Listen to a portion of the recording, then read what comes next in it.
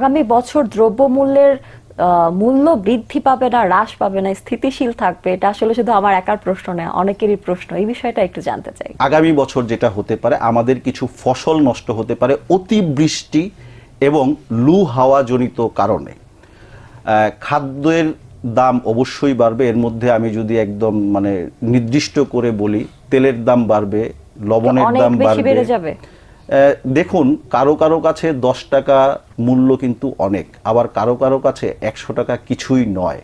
কিন্তু এই যে 10 টাকা বা 5 টাকা যে বৃদ্ধি পেল, এতে করেই কিন্তু অনেক মধ্যবিত্ত বা নিম্ন মধ্যবিত্ত যারা রয়েছেন তাদের সংসার চালাতে যেয়ে কিন্তু নাভিশ্বাস উঠে যাবে। এবং আমাদের দেশের বেশিরভাগ মানুষই বলা যায় যে মধ্যবিত্ত, নিম্নবিত্ত, নিম্ন মধ্যবিত্ত এই সীমার মধ্যেই বসবাস করে। না, আমাদের দেশে কিন্তু উচ্চবিত্ত রয়েছে। কিন্তু তাদের জন্য এই বিষয়টা কষ্টকর না? যারা নিম্নবিত্ত, নিম্ন মধ্যবিত্ত, তাদের জন্য তো এটা বেশ নাভিশ্বাস তোলার মতোই অবস্থা আনবে। কষ্টকর। এর জন্য ইনফরমেশনগুলি আগে থেকেই দিয়ে দেওয়া। দেখুন, অ্যাস্ট্রোলজারের কাজ কি?